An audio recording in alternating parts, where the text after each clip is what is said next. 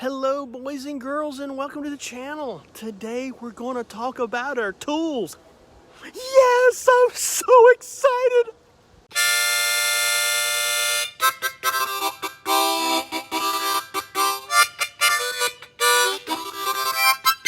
So yeah, tools, man. Oh, look, an airplane. So they can have this airplane and oh look, it's a wonderful airplane. It's a beautiful airplane. But, you know, there's a screw loose on it. Oh, if I only had a tool to fix it, I could tighten the screw to keep the whatever from falling off the whatsits. So we have tools. We have a lot of tools. And if you look in the basic A&P's toolbox, it is a plethora of gizmos and gadgets and everything you could think of. And you know what? It's never enough. Never enough. It is never, ever enough. You can never have too many tools. Don't even try to front on me and just say, oh, you've got enough tools. No, I don't. I don't have enough tools. And how dare you suggest that I do? What's wrong with you? Oh, my God. Get with it. Have you gone all day without coffee? You call yourself a mechanic and you say, oh, I've got enough tools. No, you don't. That's sacrilege, man. What are you talking about? I don't know how to cope. Don't know how to cope with people that have that attitude. I don't know. So let's go look at my toolbox. Now, admittedly, it's a work in progress. Don't complain in the comments. Because you know there's always this snap-on guy driving around in his fancy truck. Oh, look, I have this new thing that you need. And it's shiny, and it's new. And it costs more than last year's dental work. And he's not alone. There's the Mac guy. Oh, look at this thing that I have. And it's wonderful. And it's cheaper. But it still costs just as much as last year's dental work, right? So let's go take a look. The place from where all tools are stored, collected, nurtured, even curated is the toolbox. The toolbox. They're very important. It's where you keep your tools. And as I mentioned before, there's always a Mac guy and a Snap-on guy that is going to do their best to sell you a toolbox. They will try, and sooner or later you will get one from them, guaranteed. If you're just starting out, don't get one from those guys. Go to the first place you go to for a toolbox is Craigslist. I got this thing off Craigslist. It stores everything I need for routine and some not routine maintenance for GA aircraft. Everything. I mean, literally everything. It's in this little tiny box. You don't need something that you can see from space. A friend of mine, Dave, has this ginormous, gorgeous toolbox from Snap-on. But it is so long you can sleep on it as a bed. I told him he just needs to put runway stripes right down the middle. It is huge. For me, that's just not something I can use because something that long is very difficult to maneuver around a tightly packed hanger. So your toolbox tends to stay off in a corner and you go run back and forth, back and forth to get tools. This one, I can wheel just about anywhere. It's got a nice working surface. So yeah, Craigslist, $800. I think this thing was regularly $1,700-$1,800 off a truck. And it's all the drawers you need. Nice little stuff to put all your gizmos and gadgets. Here I've got, magnets for when I drop shit. I've got flashlights so I can find the things that I dropped. I've got mirrors to better help me locate the things that I dropped with my flashlight and my magnet. And I've got like claws to help grip the things I drop down into an engine once I find them, little rascals. I've also got all measurement stuff, calipers, more calipers, digital calipers, manual calipers, vernier calipers, all sorts of calipers. Notes. the number to aircraft specialty tools. Most importantly in here is safety glasses. If you do not have safety glasses, you are really not a real mechanic. Let me tell you, seriously, wear your safety glasses. Always wear your safety glasses. Oh, it's just taking out the cotter pin. No, so wear your safety glasses. Oh, but I'm just taking the screws out of the cowling. No, wear your safety glasses. Always. Just because you never know what, it's just, I'm just going to drain the sun. No, safety glasses. It's when you start digging things out of the plastic of these safety glasses, you know how important they are. You don't want to be wearing, you don't want to think about wearing them after you're on your way to the hospital, have your eye put back in, where your cornea scratched. Don't do it. Wear safety glasses. Sockets and socket paraphernalia. Sockets. Gotta love them, gotta have them. For small GA aircraft, Beech, Cessna, Luscombe, you really just need a set of 6-point. You don't need the 12-point. You really have to have the 12-point if you're working on bigger aircraft, turbojets, jets, regional jets, because those bolt heads are 12-point. A 6-point just won't cut it. But for older aircraft, 6-point's just fine. If you need 12, if there's some point in time you need 12-point, go out and get it. But you don't have to have it if you're building off your first kit. They're absolutely fine. Snap-on has a new line called the FDX line. They're specially engineered and manufactured to get on problematic bolt heads. And they're great. They're great unless you're dealing with close tolerance bolt heads, and then they may not even fit. Close tolerant bolt heads and the FDX line really don't go well together. Every time I have a job that involves close tolerant bolts, I have to go back to some other socket to get it off, because it's just the FDX is too precision made, and the close tolerant bolts are just this. And if there's any deviation of the bolt head, it's just the socket's not going to go. When you're buying your sockets, get every size they make and whatever. Mostly I use 1/4-inch sockets. That's where I have my widest variety. Sometimes you'll need to get, go up to a 3/8. It gets larger sockets will require 3/8 to get the bigger sizes. But in general, you're just looking at a 1/4-inch. So if you have to start someplace, start with a 1/4-inch drive set. That's where you should spend most of your money first.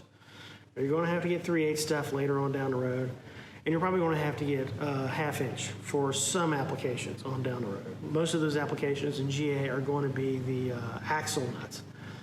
Don't use channel locks. Please don't use channel locks on axle nuts. Get a socket, because please. Over time, those axle nuts have had so many people cranking on them with channel locks, they've become beat up, abused, hard to get on, hard to get off. Do yourself a favor, and the next mechanic in line, get a large socket. Go down to Lowe's or whatever, just get one that fits. You only need like 3 or 4, I believe, and that covers 99% of GA. When you're going to need, in sockets, you're going to need this one. This one is very, very important. This is a 3/8 drive, 7/8 socket. This is your spark plug socket. Works on most of GA. And don't go out and just get a deep 7/8 because it won't fit. It will not be able to get all the way on to your spark plugs. The spark plugs are made so differently. Like I've got, deeps, but the interior construction of most deeps, whether they're Craftsman, Max, Snap-on, Cobalt, whoever, will not get all the way on a spark plug. 7/8 drives. I got mine from Aircraft Tool Supply. They make one just for spark plugs. You gotta get it. Have to get it. Must have. Another thing I think it's a must have in sockets are crow feet. So many times you're up in something and you got to do something a quarter turn and you can't get anything else on there. you got to go for a crowfoot. And if you get all the sizes, you're going to need, it's going to be quarter, starts out, the low end will start out with 1/4 inch, all the way up to 3/8 inch drive. Then of course you're going to have a rail full of knickknacks. Knickknacks being extensions, odd size stuff, hose, clamp, sockets, just everything you manage. Just fill a rail full of just miscellaneous knickknacks. Today on this episode of As the Wrench Turns. Wrenches, not a lot of variety. There are 3 main types. Basic wrench, boys and girls. Basic wrench. 12-point combo. There it is. Get as many sizes as you can afford. Smallest all the way up to 1 inch. You'll need 1 inch eventually. You're going to need a set of stubbies, because there's a lot of times there's not a lot of room to get you and your big fat wrist in one of these engine bays. Just get a short set of stubbies. And usually they go up, you can find them up to about 7/8. From very, very small all the way up to 7/8. Sometimes, instead of getting the really expensive stubbies listed in the catalog as a stubby, get a set of ignition wrenches if they still sell those. Get your pair, and that's dirt cheap. Then there's all sorts of hybrids. There's the stubby with a ratcheting combo wrench. That's fancy, right? Sometimes you can get in there, but you can't get it's a lot of effort to get it off, and ratcheting can save your life. That'd be cool. Very cool to have. And then the ultimate hybrid is the combo wrench. That's ratcheting. It also has a flexible head. Look at that. Isn't that amazing? It locks in place, and you ratchet away, ratchet away. Some of these are really well built. Some are horrible. I have a set of Craftsman that's just. Whenever I talk about those Craftsman wrenches, my therapist tells me to go to my happy place.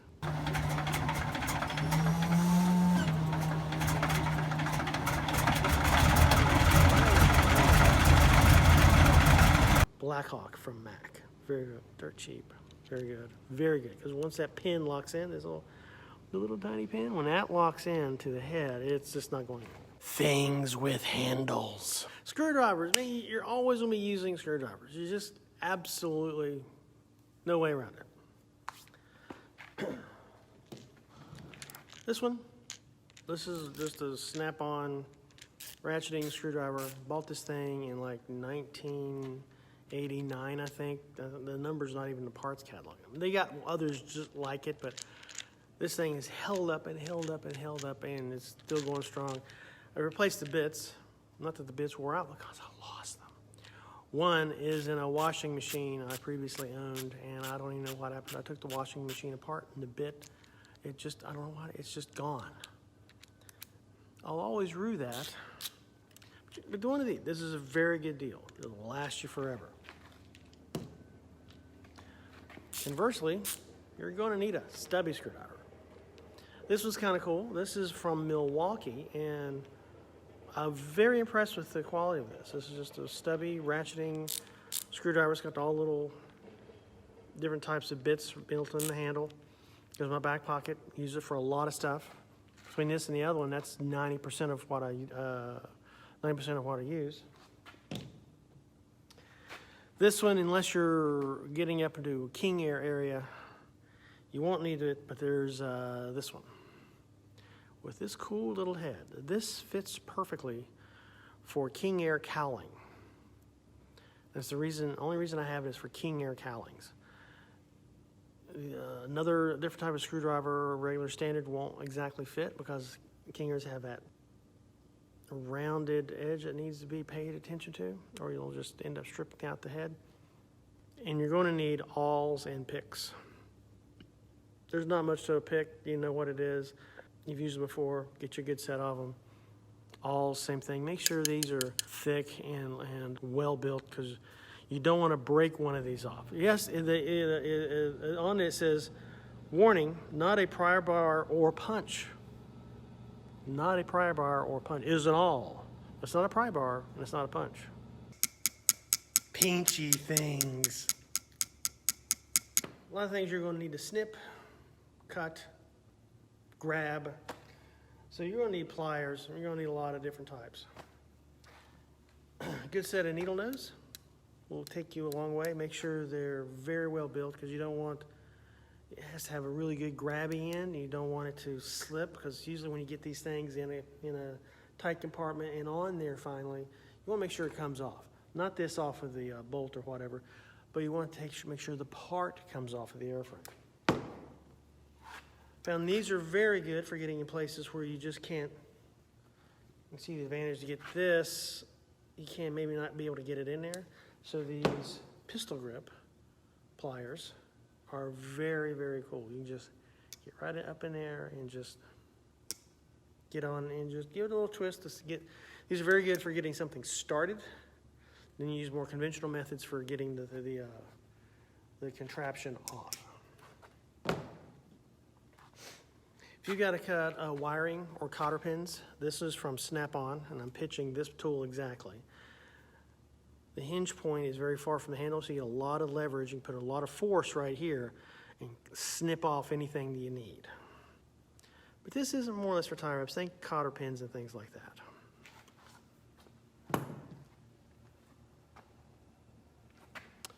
This from Nipix. This is the shiz knot right here. This. When you're using tie wraps, how many of you have been digging around and you just rip open an artery on a mal-snipped tie wrap? Kids, please, love of God, do yourself a favor. Do the next mechanic a favor. When you put in a tie wrap, clip it off, not at an angle, not at just a 1/4 inch off of the clip itself. Use one of these Nipix. They're very, very sharp, and they're very, very useful. Get right up into the edge of the clip and cut right off at the base with these. These will cut it right off the base and snip the tie wrap completely. There's no ganglia, no sharp edge. You won't need, if you're using these consistently, and everyone's using these consistently, maybe we can get rid of Band-Aids. Maybe we can make Band-Aids a thing of the past if we use these.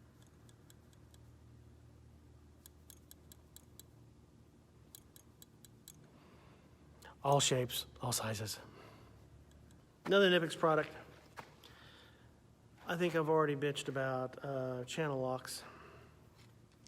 The cool thing about these is you can set the width here, but as you open and close the mechanism, note that these two planes, these two edges of the tool, always remain parallel. Look at that. Parallel. Isn't that amazing? And if you want to change the width of it, you just press the button, move the teeth in, or move it up, and lock it back in place. This little button right here, see? And then there's these two edges, they do the grasping, they're parallel. They're not gnarled, they're not biting into the nut, they're not gouging and tearing away the metal. No, they're actually doing, it's parallel, and it's a miracle. Buy a full set. Get these off Amazon. Not cheap, but they're cheaper than the nuts you will replace that you damage with channel locks.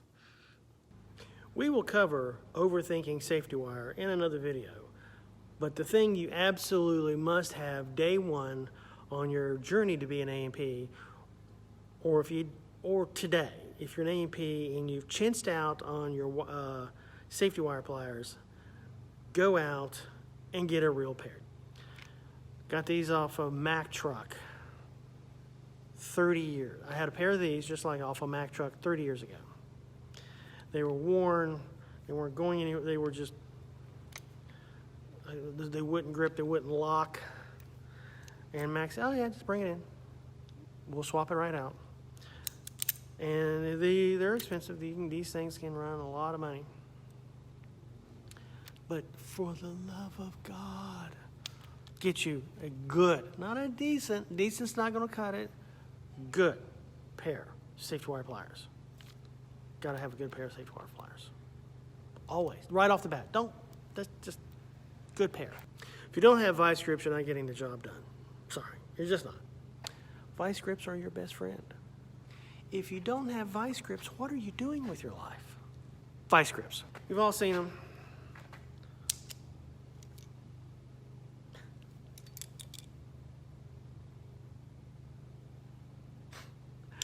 These aren't even mine.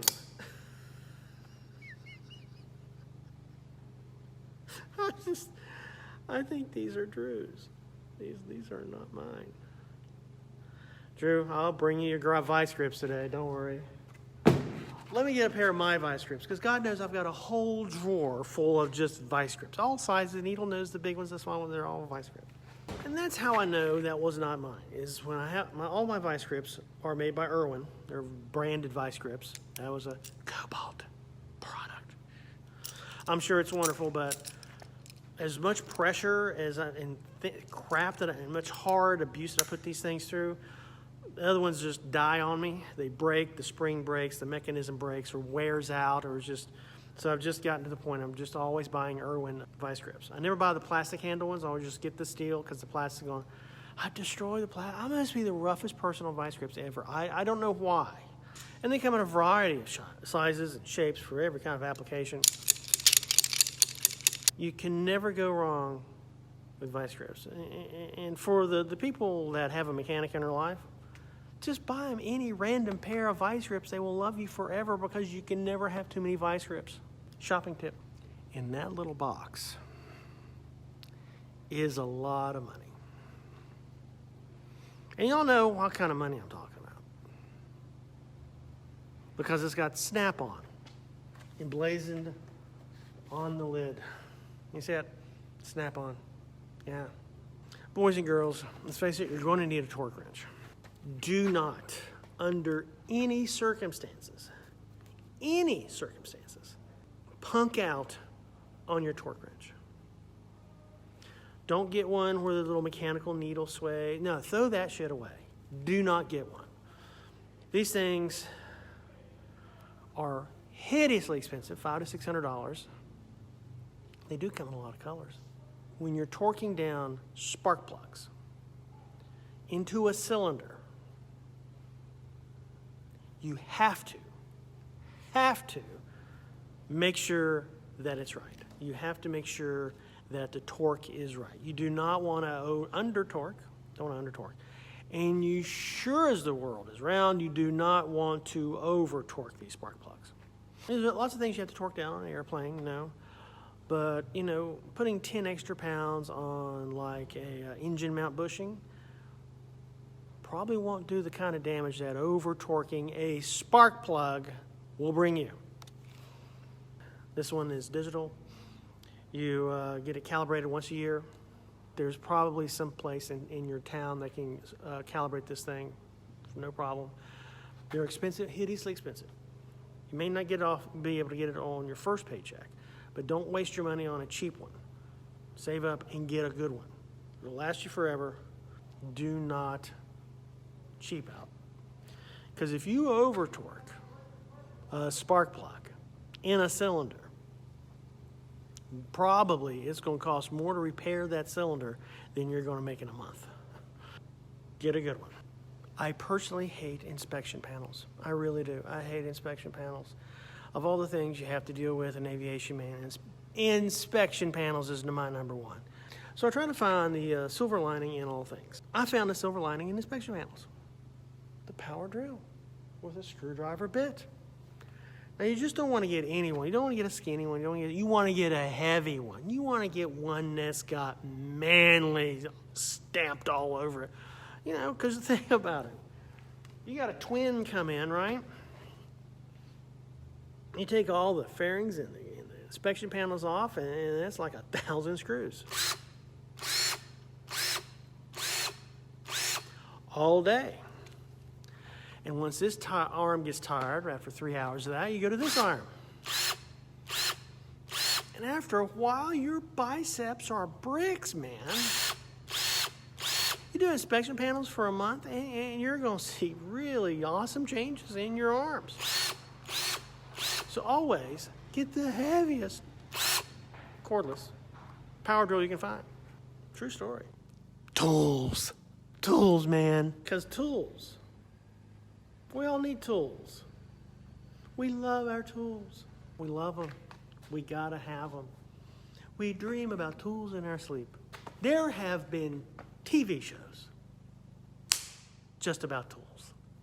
And again, just let me reiterate, if you're first starting out, you don't need to go on Snap-on, get a $20,000 line of credit, go to Craigslist, get you a good box. You can get a good Mac or Snap-on box there. They're really high quality for next to nothing. You don't need a big one. Start small, work your way up. You can go to, except for the things that I mentioned in this video, things you absolutely have to have, in my opinion, just go get you a set from Lowe's or Home Depot or something. Cobalt brand's great. DeWalt brand's great. They're all owned by, I think there's only like 2 real tool companies that has all the brands. But just go get those. Start out small and work your way up. Do not spend a ton of money on tools. You do not need to. I've told you the things you need to splurge on those. Everything else, just take the economy way up.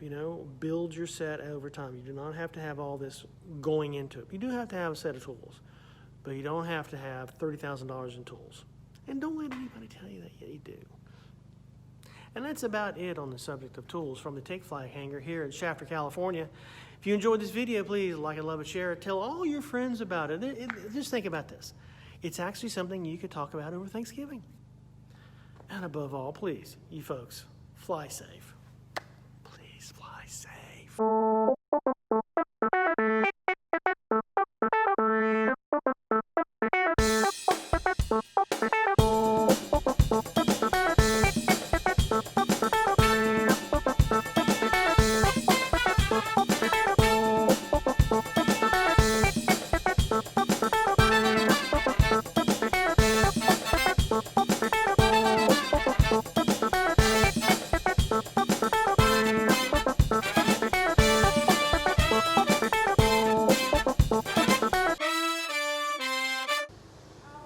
We live and die by our tools.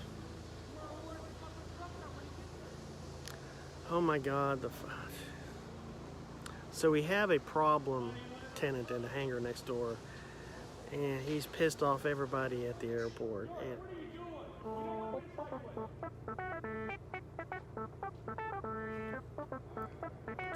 my God.